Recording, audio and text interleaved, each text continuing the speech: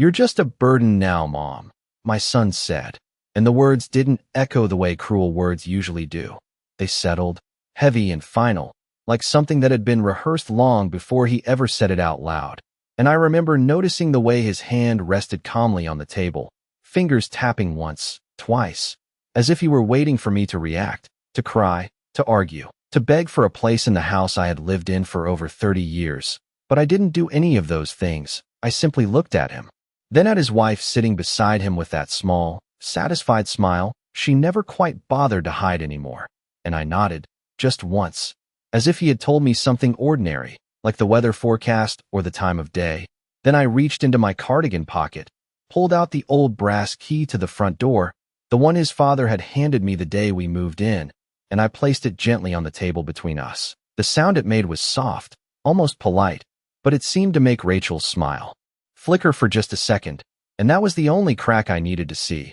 I stood up without another word, my chair sliding back across the hardwood floor in a slow, steady sound that filled the silence they didn't know how to break, and I walked out of the dining room, past the hallway where the family photos still hung in perfect rows, past the coat rack where my husband's jacket still waited as if he might come back for it. And I didn't stop until I reached the front door, but I didn't open it.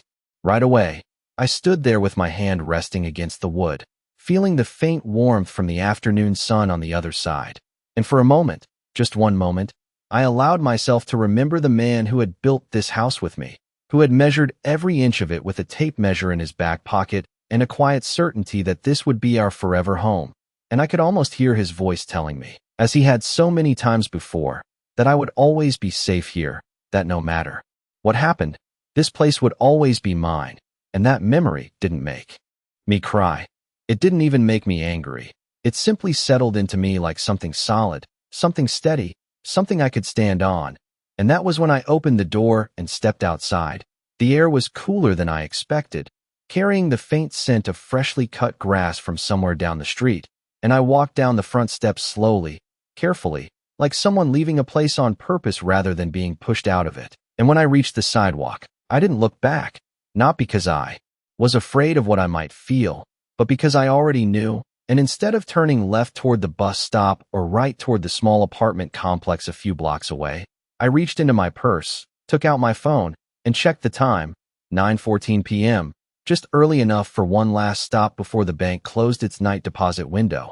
And as I started walking toward my car, parked exactly where I had left it that morning, I felt something shift inside me, not grief, not even loss, but clarity, the kind that doesn't come all at once, but settles in quietly, piece by piece, until you realize you're no longer standing where they left you.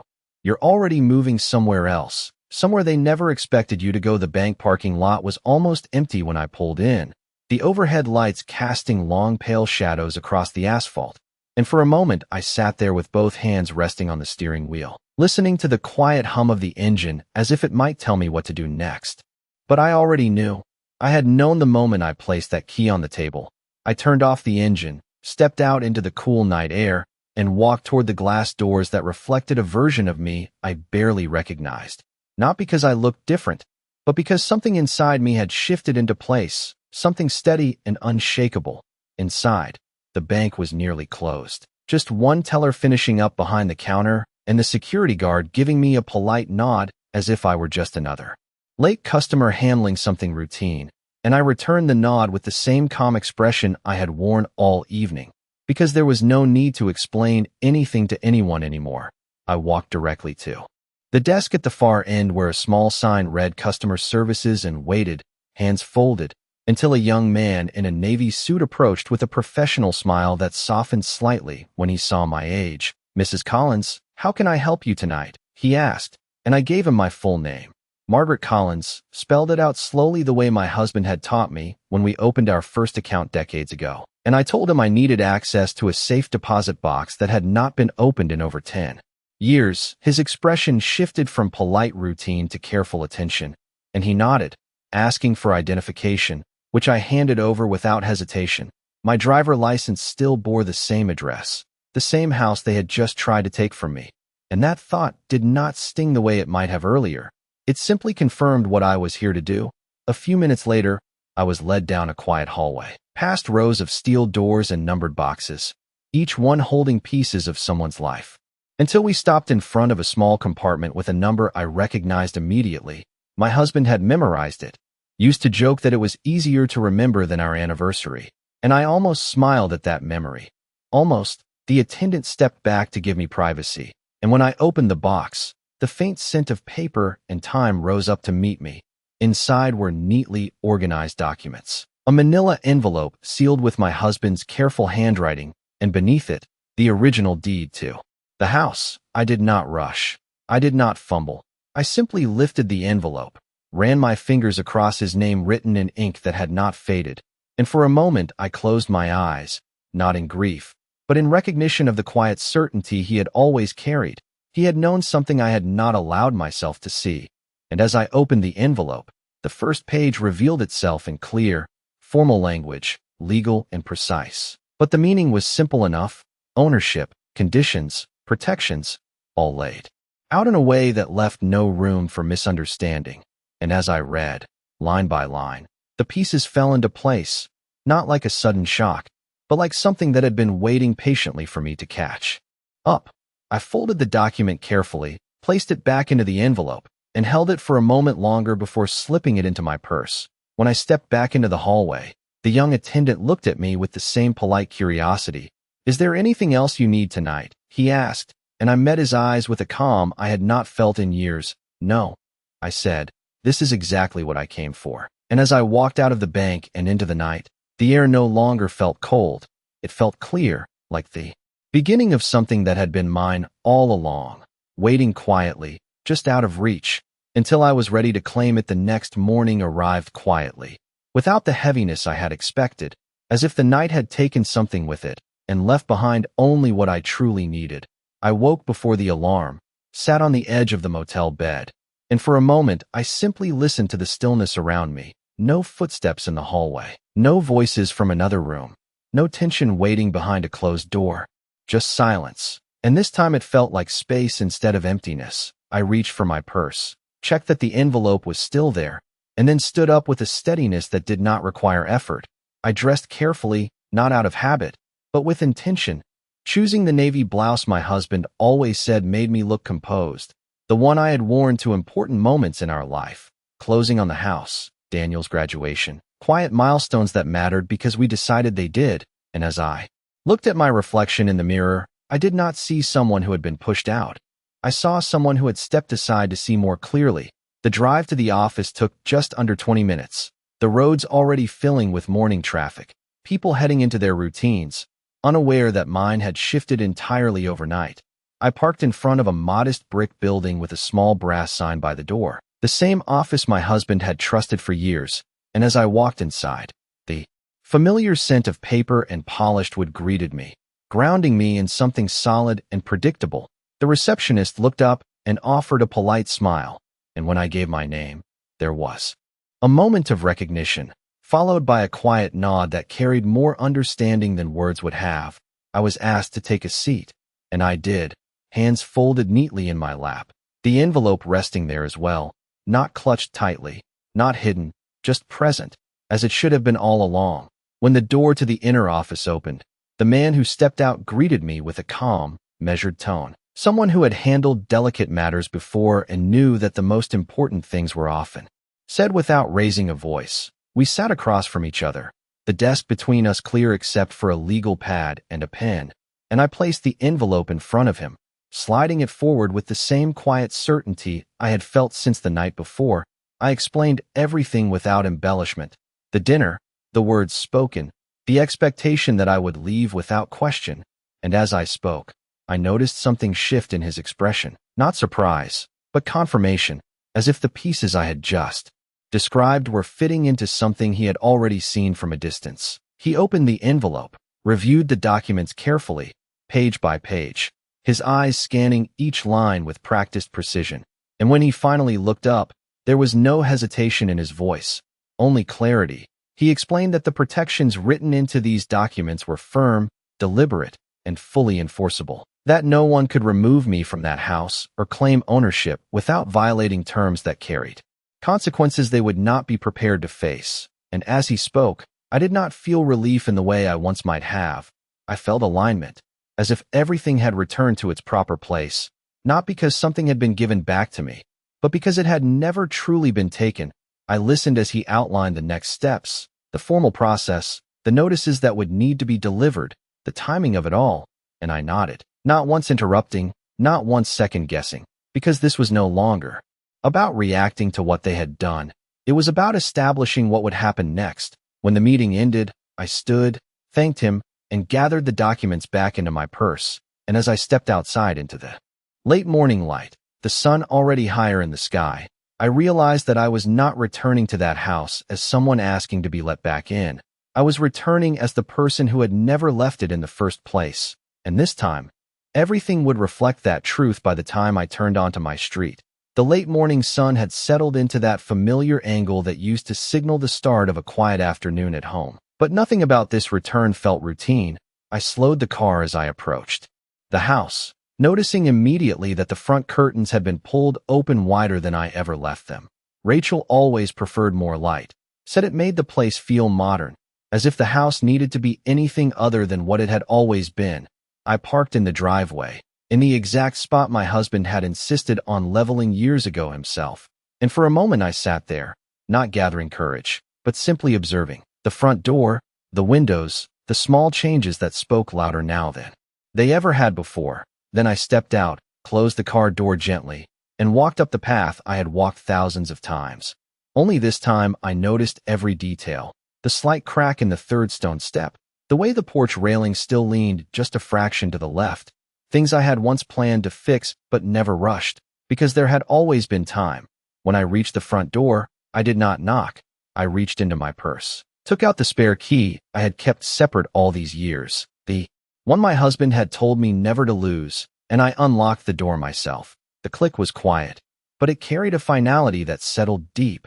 Inside, the house smelled different, not unpleasant, just unfamiliar, a mixture of cleaning products and something artificial, as if someone had tried to erase what had been there before.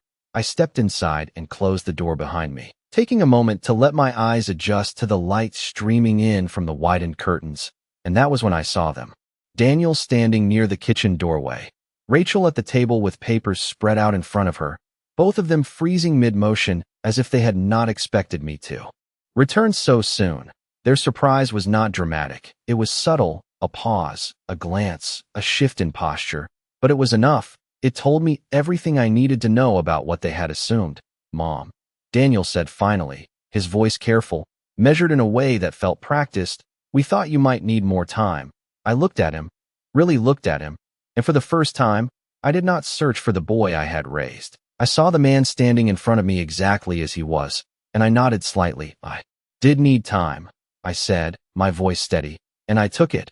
Rachel stood up then, smoothing her blouse in that controlled way she always did when she was recalibrating, her smile returning, smaller this time, more cautious. "We were just going over some paperwork," she said, gesturing lightly to the documents on the table, trying to make it sound casual, as if it were a routine matter. I stepped forward, placing my purse gently on the counter, my movements unhurried, and I glanced at the papers. Without picking them up, I already knew what they were trying to accomplish, and more importantly, I knew they believed I did not.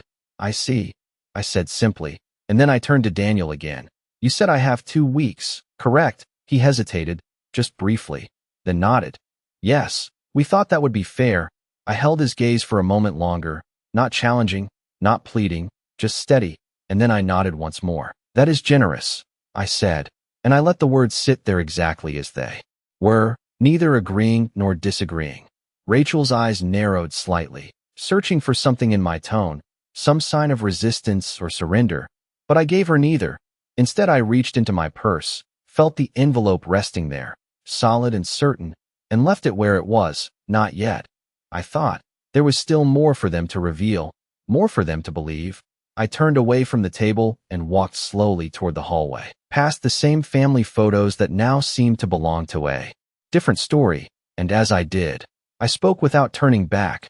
"I will gather my things," I said, my voice calm, "and I will let you know when I am ready." And behind me, I could feel their relief settle into the room, quiet, satisfied, exactly what they had expected. and that was precisely why I allowed it to remain by the time I turned onto my street. The late morning sun had settled into that familiar angle that used to signal the start of a quiet afternoon at home. But nothing about this return felt routine. I slowed the car as I approached the house, noticing immediately that the front curtains had been pulled open wider than I ever left them. Rachel always preferred more light, said it made the place feel modern, as if the house needed to be anything other than what it had always been. I parked in the driveway, in the exact spot my husband had insisted on leveling years ago himself. And for a moment I sat there, not gathering courage, but simply observing the front door, the windows, the small changes that spoke louder now than they ever had before. Then I stepped out, closed the car door gently, and walked up the path I had walked thousands of times. Only this time I noticed every detail, the slight crack in the third stone step, the way the porch railing still leaned just a fraction to the left, things I had once planned to fix but never rushed, because there had always been time. When I reached the front door, I did not knock. I reached into my purse, took out the spare key I had kept separate all these years, the one my husband had told me never to lose, and I unlocked the door myself. The click was quiet, but it carried a finality that settled deep inside. The house smelled different, not unpleasant, just unfamiliar, a mixture of cleaning products and something artificial, as if someone had tried to erase what had been there before. I stepped inside and closed the door behind me, taking a moment to let my eyes adjust to the light streaming in from the widened curtains. And that was when I saw them. Daniel standing near the kitchen doorway, Rachel at the table with papers spread out in front of her, both of them freezing mid-motion as if they had not expected me to return so soon. Their surprise was not dramatic, it was subtle, a pause, a glance, a shift in posture, but it was enough. It told me everything I needed to know about what they had assumed. "Mom," Daniel said finally, his voice careful, measured in a way that felt practiced, "we thought you might need more time." I looked at him, really looked at him, and for the first time, I did not search for the boy I had raised. I saw the man standing in front of me exactly as he was, and I nodded slightly. "I did need time," I said, my voice steady, "and I took it." Rachel stood up then, smoothing her blouse in that controlled way she always did when she was recalibrating, her smile returning, smaller this time, more cautious. "We were just going over some paperwork," she said, gesturing lightly to the documents on the table, trying to make it sound casual, as if it were a routine matter. I stepped forward, placing my purse gently on the counter, my movements unhurried, and I glanced at the papers without picking them up. I already knew what they were trying to accomplish, and more importantly, I knew they believed I did not. "I see," I said simply, and then I turned to Daniel again. "You said I have 2 weeks, correct?" He hesitated, just briefly, then nodded. "Yes, we thought that would be fair." I held his gaze for a moment longer, not challenging, not pleading, just steady, and then I nodded once more. "That is generous," I said, and I let the words sit there exactly as they were, neither agreeing nor disagreeing. Rachel's eyes narrowed slightly, searching for something in my tone, some sign of resistance or surrender, but I gave her neither.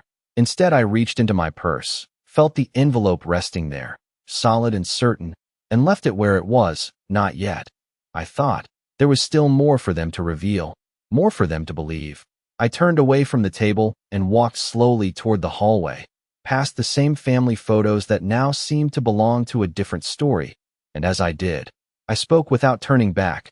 "I will gather my things," I said, my voice calm, "and I will let you know when I am ready." And behind me, I could feel their relief settle into the room, quiet, satisfied, exactly what they had expected, and that was precisely why I allowed it to remain. The house settled into an unusual quiet after I placed my suitcase by the door, not the natural quiet of a peaceful home, but the kind that comes when people are waiting for something to happen, and I could feel it in the way Daniel lingered near the kitchen, pretending to check his phone while watching me from the corner of his eye, and in the way Rachel moved more slowly than usual, as if she were trying to appear relaxed while measuring every detail of my behavior. I did not give them anything to read. I walked into the living room and sat down in my usual chair, the one by the window where the afternoon light always fell just right, and I folded my hands in my lap as if I were simply resting, as if nothing had shifted at all. A few minutes passed before Rachel finally broke the silence, her voice light, almost casual. "So do you have somewhere to stay?" she asked, and I turned my head slightly toward her, not fully, just enough to acknowledge the question. "I do," I said, and I left it there. No details, no explanation. Her smile tightened just a fraction, not enough for anyone else to notice, but enough for me. Daniel stepped forward then, his tone careful again. "We can help you find a place if you need, Mom. Something smaller, easier to manage." I looked at him, really looked this time, not at the words he was saying, but at the distance behind them, and I nodded once. "That is kind of you," I said. And again I offered nothing more, no acceptance, no rejection, just a neutral space they could not quite navigate. Rachel shifted her weight, glancing toward the papers on the table, then back at me. "We were thinking it might be best to start organizing things soon," she said, gesturing lightly. "Deciding what you want to take, what can stay." The way she said it made it sound reasonable, practical, as if this were a simple transition, not something that had been quietly orchestrated over time. I followed her gaze to the papers without moving from my chair, and then I looked back at her. "I have already decided what I need," I said, my voice even, and the certainty in it seemed to pause her for a moment, as if she had expected hesitation, negotiation, something she could work around. Daniel cleared his throat softly, trying to smooth the moment. "We just want to make this easier for you," he added, and I inclined my head slightly. "I understand," I said, and for a brief second, there was something almost like relief in his expression, as if he believed we had reached an understanding, as if everything was unfolding exactly the way they had planned. I let that belief settle between us. I did not correct it. I did not challenge it, because it served its purpose. I stood up slowly from the chair, smoothing the fabric of my blouse, and walked toward the front door where my suitcase rested. I picked it up with steady hands, not because it was light, but because I had already set down everything that would have made it heavy. I turned back to them, not dramatically, not for effect, just enough to meet their eyes one more time. "I will return tomorrow afternoon," I said, my voice calm, measured, and both of them looked at me with a flicker of surprise. "Tomorrow," Rachel repeated, as if the timeline had shifted in a way she had not anticipated. I nodded.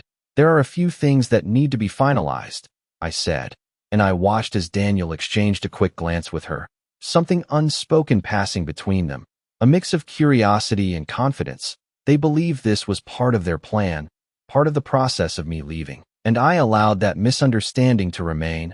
I opened the door, stepped outside, and pulled it closed behind me with a quiet click, and as I walked down the path once more, carrying the same suitcase, I felt the difference in every step, because this time, I was not leaving anything behind. I was simply giving them one more day to believe the story they had written.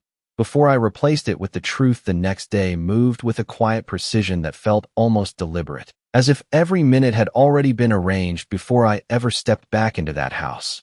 I arrived just after 2 in the afternoon, the same time I had told them, not early, not late, because timing mattered now in a way it never had before, and when I pulled into the driveway, I noticed Daniel's car.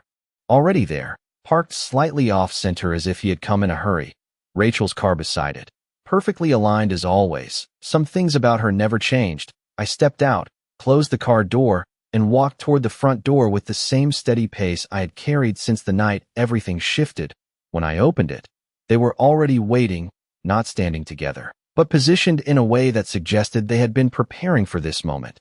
Daniel near the kitchen again, Rachel at the table with a folder in front of her, different from the papers the day before, more organized, more intentional, as if they believed today would finalize everything.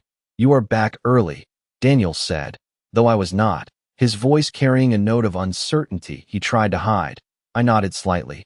"I said I would return this afternoon," I replied, and I stepped inside, closing the door behind me with the same quiet finality as before. Rachel gestured toward the table. "We have everything ready," she said, her tone controlled, almost confident again. "Documents, arrangements, a timeline." She slid the folders slightly forward, inviting me to sit, but I did not move toward the chair. I remained standing, placing my purse gently on the edge of the table instead, and for a moment, no one spoke. The silence stretched, not uncomfortable, but charged, as if something unseen was about to shift. Daniel cleared his throat softly. "We thought it would be easier if we handled this together," he said, and I looked at him. then at her, and then back at the folder. I am sure you did, I answered, my voice even, and I reached into my purse, not hurried, not hesitant, and I took out the envelope, placing it beside their folder. The contrast between them was immediate. Theirs neat and newly printed, mine worn slightly at the edges, older, but far more certain. Rachel's eyes flickered toward it, just for a second. What is that? She asked, her tone light, but sharpened underneath. I met her gaze calmly. Something that should have been brought into this conversation from the beginning, I said, and I opened the envelope slowly, not for effect, but because there was no reason to rush. I removed the documents and placed them on the table, turning them slightly so both of them could see. Daniel leaned forward first, his eyes scanning the top page, confusion appearing almost immediately. Rachel followed, her expression tightening as she read further. The room seemed to grow quieter, not because the sound had changed, but because their certainty had. This is the original deed, I said, not explaining more than necessary, just enough to anchor what they were looking at. Daniel looked up at me, then back, down at the paper, his mouth opening slightly as if to speak, but no words came. Rachel's composure held a moment longer, but I could see the shift, the calculations no longer aligning the way she expected. This does not change anything, she said finally, though her voice had lost its earlier confidence. I tilted my head slightly. It changes everything, I replied, still calm, still measured, and I watched as Daniel reached for the second page, the one that outlined the conditions, the protections, the structure that had been set in place long before this moment. His expression changed then, not dramatically, but enough, the certainty gone, replaced by something he had not prepared for. Rachel leaned closer, reading faster now, searching for something she could use, something she could challenge, but the document did not offer her that. It was clear, precise, and final. I did not raise my voice. I did not need to. I simply let the silence do what it was meant to do, and in that silence, everything they had built their plan on began to come undone. Without a single word from me, Daniel's hand remained on the paper longer than necessary, as if pressing it down might somehow change what was written there, while Rachel straightened slowly, her eyes moving from the document to me with a sharpness that had lost its confidence and gained something else, something more cautious, more calculating. This is not what we discussed, Daniel said finally, his voice lower now, uncertain in a way I had not heard before. I looked at him without shifting my posture. We never discussed this, I replied, my tone steady, because you never asked. The words did not come out harsh. They did not need to. They simply existed, clear and final. Rachel reached for the pages again, flipping through them more quickly this time, as if speed might reveal a flaw she had missed. There has to be something else, she said, almost to herself, some update, some revision. But there was nothing.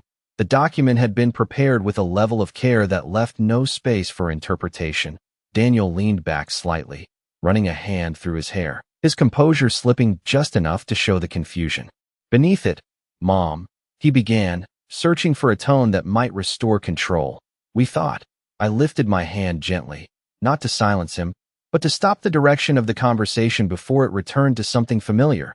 What you thought does not change what is, I said, and I let the words settle between us. Rachel's lips pressed together, her posture tightening as she shifted from explanation to strategy.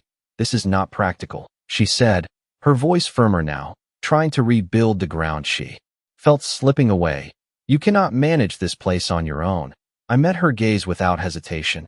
I have managed it for over 30 years, I answered, and there was no emotion in my voice, only fact. Daniel looked between us, the distance in his expression replaced by something more immediate, something unsettled.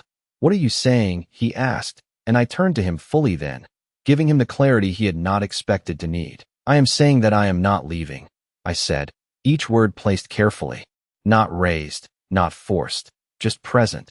The room seemed to shift with that sentence, not physically, but in the way it held all of us differently. Rachel let out a small breath, almost a laugh, though it did not carry any humor. You cannot just decide that, she said. But even as she spoke, her eyes flickered back to the document, and she knew. They both did.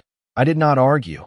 I did not list clauses or repeat legal language. I simply placed my hand lightly on the paper, grounding it, grounding myself. It was never your decision to make, I said, and this time, The silence that followed was complete, not waiting, not tense, just final. Daniel's shoulders dropped slightly, the realization settling in. Pieces rather than all at once. Rachel stepped back from the table, her movements more restrained now, as if recalculating every step she had taken to reach this point. I reached for my purse, placed the documents back inside with the same care I had used before, and then I looked at both of them, not with anger, not with satisfaction, but with a calm that did not require anything from them. You asked me to leave, I said, my voice even, and I did. I gave you space to show me exactly what you believed this house was, and now I know. I moved toward the front door, not hurried, not dramatic, just steady. I picked up my suitcase where I had left it, set it aside, and reached into my purse for the keys, the same keys I had placed on the table the night before. I held them for a moment, feeling their familiar weight. Then I stepped past them, opened the door, and gestured lightly toward the driveway. You should gather your things, I said, my tone unchanged, because this is still my home. And for the first time since that dinner, neither of them had anything to say. They simply stood there, the certainty gone, the silence no longer working in their favor. And as I stood in the doorway, holding it open, I understood that nothing had been taken from me.